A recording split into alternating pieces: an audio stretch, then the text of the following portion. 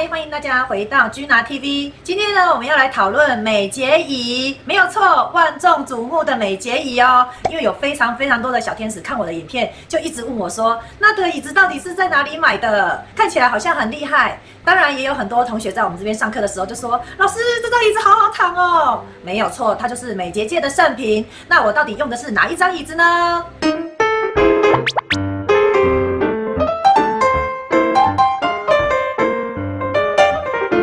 好的，那我们绝对不卖关子，赶快破题吧。我们使用的呢是美国原厂 Ladyboy 的休闲椅。其实呢 ，Ladyboy 它本身呢是一个做休闲椅的公司，然后它在全球呢都有卖这样子的椅子。那它的椅子呢也有非常多这种款式。那我自己呢本身是用2款手动的这个椅子，那它的价格呢当然就会比较便宜一点。那如果你是个人工作室的话呢，也可以考虑买贵一点，例如说有牛皮的啊，或者是电动的啊。但我没有，我就是手动的，因为我同事很多，然后学生也很多，那我就很怕他们把我椅子弄坏，所以我绝对不可以买电动的。那如果你是个人工作室，你自己又好爱惜椅子的话呢，你也可以考虑买电动的哦。那我使用的其中一款呢是脚底板有一点点镂空的。那买这一款的原因是因为它本身呢，它有它自己独特的花色。那接下来呢，它可以穿上它的皮套。那穿上皮套之后呢，也非常的好看。所以呢，一开始我是买这一款的。那后期呢，我又买了另外一款，因为那个花色呢，我觉得也不错看，所以我就直接买那个一体成型的，就脚底板没有镂空的。所以我有2款款式的这个 Ladyboy 椅子。那它2款呢，躺起来呢，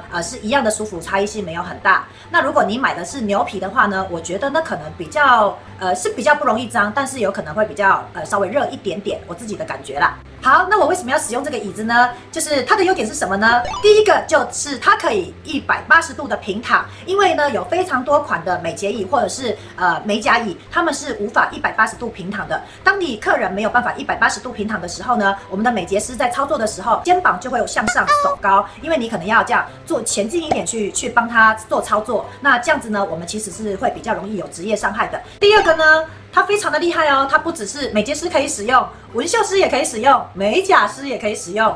那你也知道，我们现在台湾的纹绣师、美睫师、美甲师，大部分的人都是多才多艺，一人拥有2项技艺。所以呢，你买这个椅子呢，真的是非常的实用，因为你要增加你的第2技能的时候呢，它还是可以使用的，你就不用说买很多的床或椅子来搭配你的那个主项目。第3个，美睫师一定要使用这张椅子的原因呢，因为呢，客人躺上去，你只要不要跟他讲话，他非常快就会睡着。那如果他很舒服的状况之下，很快的睡着，是不是眼皮比较不会抖啊？第4个优点就是，因为它本身的皮啊，或者是布料，我觉得质感比较好，还有它的造型其实也还蛮不错。所以呢，基本上你把它放在你的工作室，你的装潢通常会大加分。我以前就是用美容床，我就觉得我的店看起来不怎么样。当我全部换成 Ladyboy 的时候，我装潢没有变哦，我就觉得我的装潢好像升了一个等级，我就觉得真的是太厉害了。第五个。对了，它也算是优点啦。第5个就是，如果你不想当美睫师了，你不想当纹绣师了，你想要把它转卖的话，基本上你只要放在各大社团，它是非常好转卖的，它保值性非常高，就有点像你买了名牌包，然后你现在不想要用它，你想要把它卖掉，它还是有价值的。好，总比你买那个路边摊就没有人要买。